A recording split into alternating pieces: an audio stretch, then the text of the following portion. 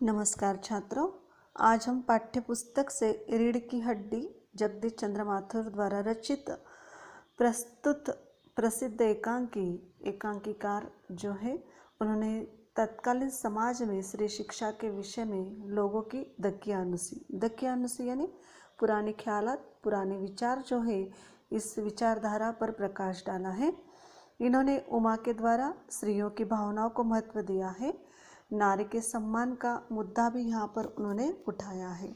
आज भी समाज में स्त्री पुरुष समानता होने के बावजूद भी ऐसे कई जगह पर और ऐसे कई परिवार में नारी को सम्मान दिया नहीं जाता है और ना ही नारी की शिक्षा को महत्व दिया जाता है। इन्हीं बातों को लेकर लेखक जगदीश चंद्र माथुर जी ने उमा के माध्यम से स्त्रियों की भावनाओं का महत्व स्पष्ट किया है। उनके सम्मान के बारे में और उनकी शिक्षा के बारे में भी उन्होंने यहाँ स्पष्टीकरण किया है और लोगों के सामने बताने का प्रयास किया है। चलिए वीडियो के माध्यम से आज हम रीढ़ की हड्डी जगदीश चंद्र माथुर द्वारा रचित एकांकिका अभ्यास करते हैं। छात्रों, रीढ़ की हड्डी भोर का तारा एकांकी संग्रह से लिया गया है। यह उस एकांकी का अंश है। रीढ़ की हड्डी इस एकांकी के जो पात्र हैं उनका परिचय मैं करवा देती हूँ। उमा सुशिक्षित युवती है। रामस्वरूप उमा के पिता है। प्रेमा उमा की माँ और शंकर युवक है। गोपाल प्रसाद शंकर के पिता है और रतन रामस्वरूप का नौकर है। इस एकांकी का वाचन पिछली तासिका में हमने कर लिया था। आज मैं इस एकांकी का सारांश आपको बताती हूँ, उसे आप ध्यान से सुनिए। यहाँ पर जो उमा है एक सुशिक्षित युवती है और सुशिक्षित युवती होने के बावजूद भी उसकी शादी में आने वाली जो रुकावटें थी वो बहुत ही कठिन थी। इसकी वजह से उसके पिताजी उमा की शिक्षा जो है समाज में छुपाने का प्रयास करते हैं और उसके विवाह योग्य वर को ढूंढने के लिए उमा का शिक्षण जो है उनसे छुपाया जाता है और मैट्रिक तक ही उसने शिक्षण किया है ऐसे उसे कहने के लिए मजबूर किया जाता है। ये सारी बातें उमा के माध्यम से समाज में होने वाले स्त्री शिक्षण पर जो कुछ बातें अन्याय जो है इसका स्पष्टीकरण लेखक ने यहाँ पर करने का प्रयास किया है। आज भी उमा के द्वारा स्त्रियों की भावनाएं जो है, नारी का सम्मान जो है, यह मुद्दा लेखक ने उठाने का प्रयास किया है। रामस्वरूप एक अच्छे पिता है।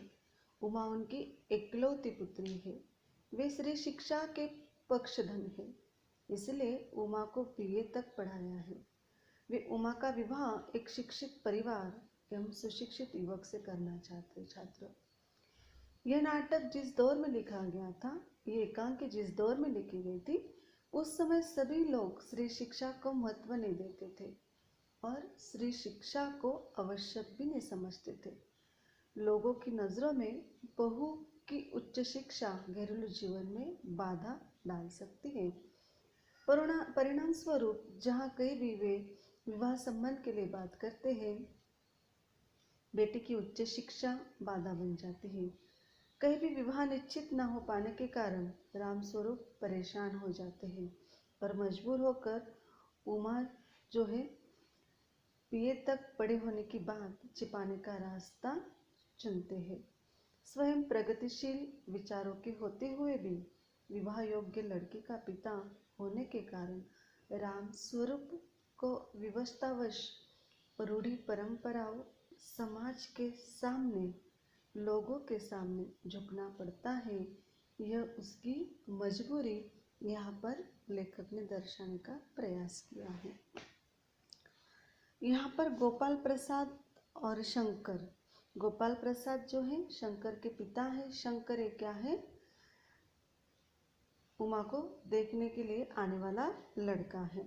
साथ में उसके पिताजी गोपाल प्रसाद भी है। इनका परिचय भी मैं करवा देती हूँ। गोपाल प्रसाद जो है विवाह को एक बिजनेस मानते हैं।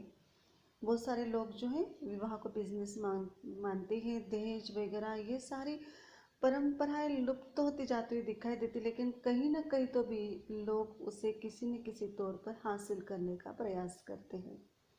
जिस प्रकार एक व्यापारी पहले अपने लाभ हानि का विचार करता है फिर व्यापार करता है, उसी प्रकार गोपाल प्रसाद अपने डॉक्टर पुत्र का विवाह एक संपन्न परिवार में करना चाहते हैं। हिंदू समाज में विवाह एक ऐसा पवित्र बंधन माना जाता है छात्रों, जो दो परिवार को सदा के लिए एक कर देता है। दोनों परिवार एक दूसरे के सुख दुख में शादी हो जाते हैं। परंतु गोपाल प्रसाद के लिए विवाह दो परिवार का मिलना न होकर एक प्रकार का बिजनेस है, ऐसे उनके विचार है। वे चाहते हैं कि एक अच्छी हैसियत वाले परिवार की कम पढ़ी लड़की उनके बेटे के लिए मिल जाए तो बहुत अच्छी बात है, और उसी लड़की से वो शादी कराना चाहते हैं ताकि बढ़िया सा दहेज मिल सके और बहू जो है बिना किसी बात के कुछ न बोलते हुए घर का सारा काम कर ले तो घर में नौकर रखने की ज़रूरत नहीं पड़ सकती है। ऐसे विचारों के गोपाल प्रसाद अपने लड़के के लिए जब लड़के देखने के लिए जाते हैं या लड़के देखने जाने वाले, तब उनके विचार कैसे लड़के के प्रति कि गोपाल प्रसाद जो है एक वकील है, उनका पुत्र खुद डॉक्टर है, तो वो अपने पुत्र की लड़की देखने के लिए जाते हैं। अपने पुत्र वधू के रूप में एक मैट्रिक पास लड़की तो वो चाहते हैं, लेकिन उससे कौन कौन सी अपेक्षा है वो कि जिस तरह से अभी यहाँ पर लड़का डॉक्टर है और लड़की मैट्रिक पास, ये जीवन चलाने का सही तरीका या सही पहिया नहीं है। जब जीवन साथी अपने जैसे ही साथ पढ़ा लिखा हो तो जीवन सरल हो सकता है, ऐसे लेखक का कहना है। और इसलिए इन दोनों पहियों को समान होना ज़रूरी है, लेकिन पहिए अगर समान नहीं होगा तो गाड़ी जो है ठीक तरह से नहीं चल पाएगी, ऐसे लेखक का कहना है। गोपाल प्रसाद चाहते हैं कि भावी पुत्र वधू जो है उन्हें किस तरह से मिलनी चाहिए, सुंदर मिलनी चाहिए, बाजा बजाना वो जानती हो, उसे अच्छी तरह से गाना आना चाहिए, खाना बनाना आना चाहिए, सिलाई पेंटिंग करने आनी चाहिए, बल्कि उसमें प्रवीण भी होनी चाहिए, घर के सारे कामकाज उसे आने चाहिए।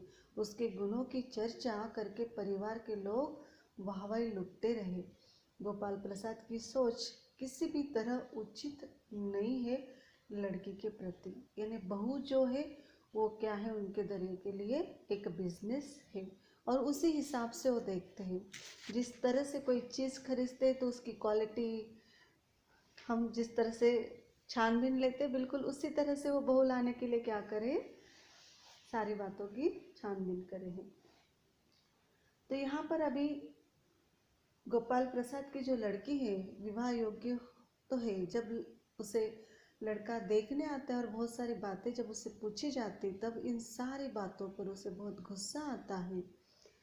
गोपाल प्रसाद अपने डॉक्टर लड़के के विवाह के लिए उमा को देखने के लिए आते हैं। वे स्वयं वकील हैं, परंतु उन्हें पुत्रवधू केवल मैट्रिक ही चाहिए।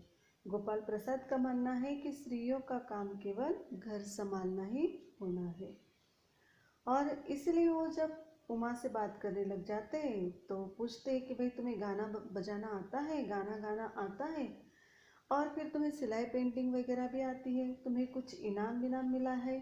वैसे अनेक प्रश्न उमा से गोपाल प्रसाद पूछते हैं।